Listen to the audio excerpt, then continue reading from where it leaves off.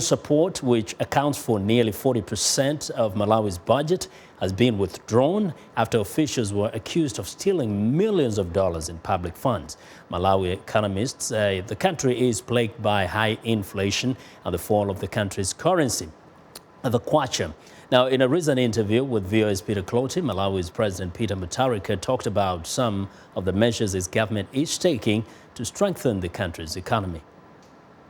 Part of the reason is, of course, of a weak export base, and for that the other currencies are strong. And in a way, I think the kwacha was overappreciated anyway. So it's probably depreciating to history and the normal level. But we're going to try through increasing exports and others to make sure that the kwacha is strong, cut back on spending.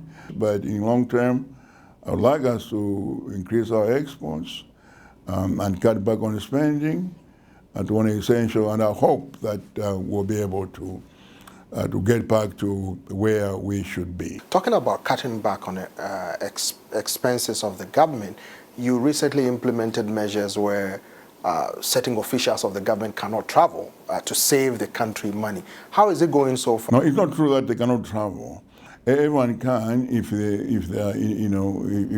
their portfolio or their work demands, they can travel, but they are simply limited. For ministers, for example, I've said that they can only make 3 international trips a year, paid for by the Malawi government.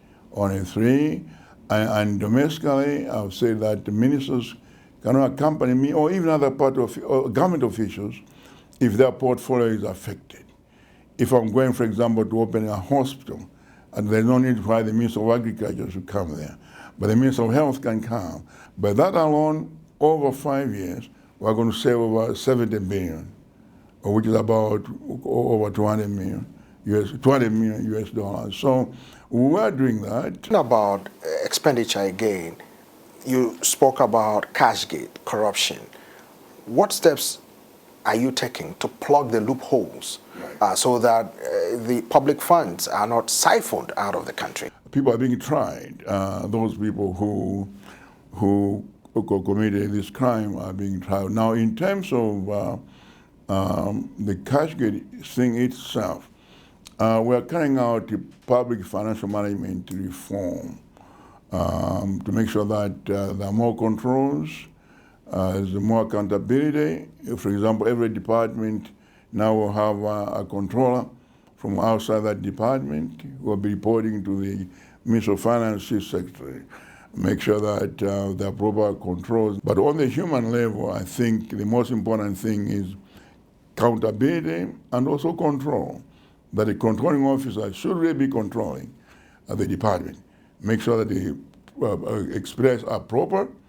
That if somebody says they're going to take a trip and they're giving them money, then they should take that trip, or if they don't, then they should return the money. Let me ask you about service delivery. Some Malawians I spoke with have expressed concern about lack of electricity and water. So what steps are you taking to resolve these? We only have 351 megawatts of electricity for our country, so there's a deficit already. We had a problem with transmission. You see, some of the power lines are extremely old and they lose half of the electricity. That's why we're working with the Millennium Challenge Corporation of the United States. In fact, 5 contracts were signed this week for transmission, and then biomass and wind and the others. But the mainstay is going to have to be hydro and coal. With the new transmission, these are going to be 400 kV lines. On the water, again, I know there are problems, but we have decided that each of the 3 water boards, regional water boards, are making improvements in the south. The Blended Water Board, we are going to be tapping water. Well, I want to know what you think about Africa 54 and the stories we cover. Join the conversation on Facebook. The address is Africa 54, and check out our headlines 24/7 on voaafrica.com. Find me on Twitter at VOA Vince McCory. Now